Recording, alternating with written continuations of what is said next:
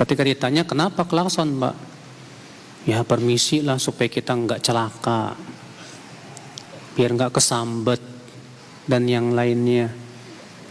Kita katakan emang siapa yang memberikan mudarat itu pak? Ya penunggu pohon itu. Kita katakan ya akhi, yang bisa memberikan mudarat hanya Allah. Kenapa enggak berlindung sama Allah? Bukankah Rasulullah SAW mengajarkan man nazala manzilan, siapa yang singgah di suatu tempat kemudian ia mengucapkan a'udzu bikalimatillahi tammati min syarri ma khalaq, aku berlindung dengan kalimat-kalimat Allah dari keburukan apa yang Allah ciptakan, ya lam yadhurrahu syai'un, maka ia tidak akan dibahayakan oleh apapun juga, hatta yartahila min manzilihi dzalik, sampai ia meninggalkan ya tempat tersebut. Adapun kita ya mengucapkan itu supaya kita dalam rangka tidak dimudarati, ini namanya minta perlindungan kepada selain Allah. Kadang ngelempar ini pak, duit, koin, biasanya sih di jembatan loh pak tuh, ya lempar. Jelas ini kesyirikan. Kesyirikannya di mana? Orang yang tidak paham tentang kesyirikan mengatakan cuma lempar koin doang kok. Anggap aja itu sedekah. Ya sedekah ke fakir miskin, bukan ke jembatan wala. Itu tidak memberikan manfaat wala juga mudarat. Tapi ketika dia ada keyakinan bahwa itu bisa memberikan mudarat dan bahwasanya yang dia lemparkan itu bisa menolak bala, inilah jelas kesyirikannya di situ. Dia telah terkena syirik khauf. Syirik apa? Khauf yang disebut oleh para ulama khaufus sir. Iya. Dia takut diberikan mudarat oleh sesuatu, padahal sesuatu tidak bisa memberikan mudarat sama sekali. Di antara macam ibadah apa lagi Pak? Menyembelih. Menyembelih ibadah. Rasulullah SAW bersabda dalam hadis Ali bin Abi Thalib, la'anallah man dhabaha li ghairillah. Semoga Allah melaknat orang yang menyembelih untuk selain Allah. Hadis itu sahih dari Muslim. Sembelih kerbau, kepalanya ditanam, katanya sedekah bumi. Emang bumi butuh disedekahin Pak? Bumi enggak butuh disedekahin Pak. Bumi itu sudah berkah. Allah yang mengatakan wa baraka fiha, Allah pun memberkahi bumi. Sudah berkah, enggak perlu disedekahin. Sedekah bumi katanya biar ya tambah berkah. Ya akhi, pemilik keberkahan hanya Allah. Dan Allah tidak pernah mengizinkan menyembelih untuk selain Allah. Sembelih ayam buat sesajen. Dan anehnya Pak, ada orang atau bahkan kiai yang membela sesajen Pak. Katanya apa sisi kesyirikannya? Ya ente gak paham masalah syirik masalahnya. Mendingan kiai-kiai dahulu di NU itu jelas sekali fatwa NU tuh, ya tentang hukum sesajen. Dalam fatwa NU itu tersebut dijelaskan bahwa sesajen itu jelas syirik.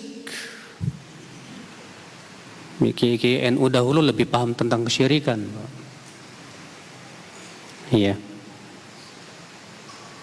Itu coba kenapa tidak jadikan rujukan? Itu jelas kesyirikan kok itu. Yang hakikatnya adalah apa? Memalingkan ibadah. Ya di mana sesajen itu tujuannya untuk apa sih?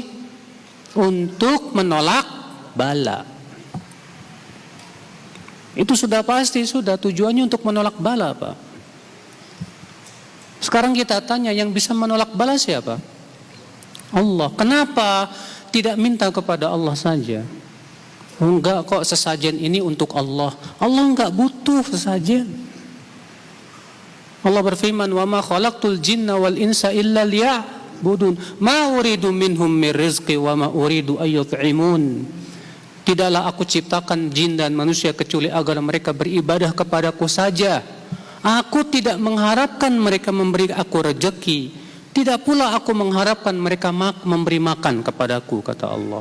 Allah enggak butuh makan, enggak butuh itu. Allah enggak butuh itu semuanya. Allah tidak pernah memerintahkan hamba-hambanya dengan cara seperti itu. Kalau kita mau beribadah kepada Allah, ikutilah sesuai dengan arahan Allah melalui lisannya Rasulullah sallallahu alaihi wasallam. La ilaha illallah ya akhal Islam, azan ya Allah wa iyyakum. Ya. Ketika hati seorang hamba dipenuhi pengagungan selain Allah azza wa jalla, maka apa yang terjadi ya akhal Islam? Hatinya dipenuhi kesyirikan dan pengagungan kepada selain Allah. Maka inilah la ilaha illallah, pahami betul hakikat la ilaha illallah itu bahwa semua ibadah hanya milik Allah. Makanya Imam Al-Qurtubi ya ketika menafsirkan makna la ilaha illallah, beliau berkata apa? Ai la ma'budu bihaqqin illallah. Tidak ada yang berhak diibadahi dengan hak kecuali apa? Allah subhanahu wa ta'ala saja.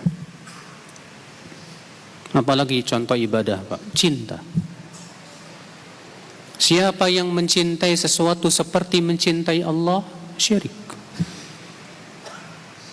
Allah berfirman, wa minan nasi man yattakhidhu min dunillahi andada yuhibbunahum ka hubbillah. Di antara manusia ada yang mengambil selain Allah tandingan-tandingan. Mereka mencintai tandingan itu seperti mencintai Allah. Mencintai tandingan itu seperti mencintai apa?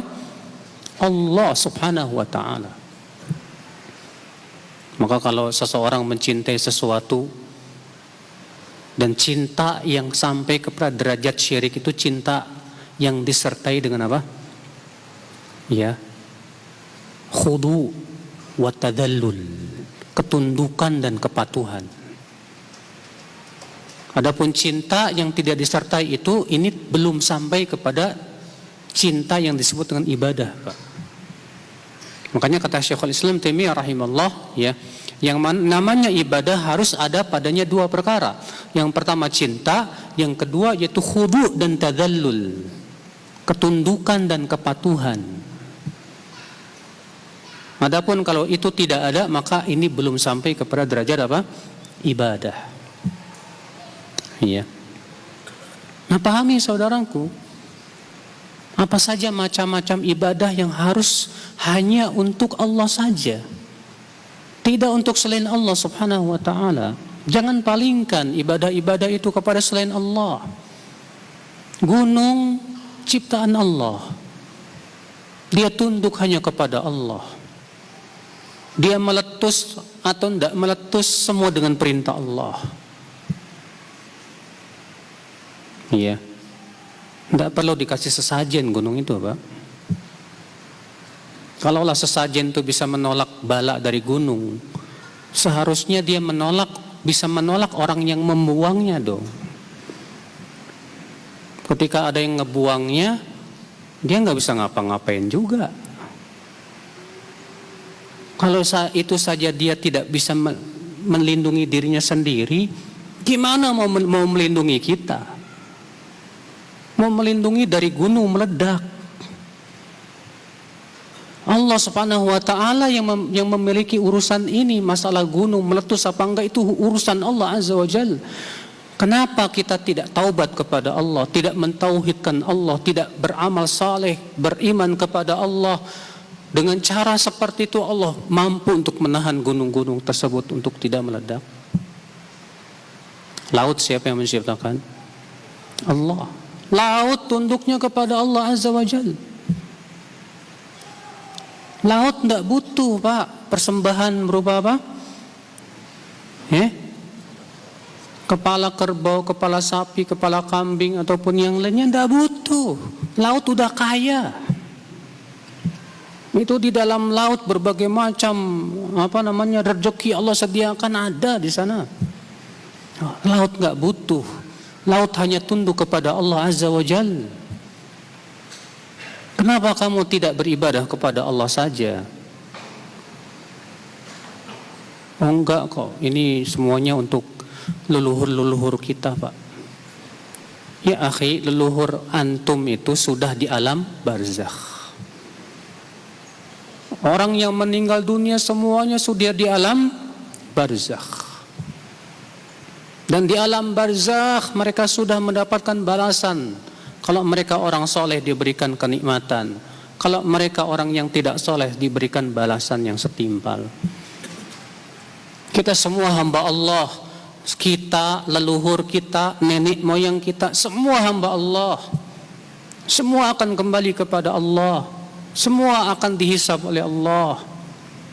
Kewajiban kita sembahlah Allah saja. Jauhkan kesyirikan. Sadari bahwa kita ini makhluk yang Allah ciptakan, saudaraku. Maka aneh sekali ya. Kambing yang menciptakan Allah, kerbau yang menciptakan Allah, sapi yang menciptakan Allah, dipersembahkan kepada selain Allah. Jangan salahkan kalau Allah murka. Ikhwatal Islam, azani Allah wa iyyakum.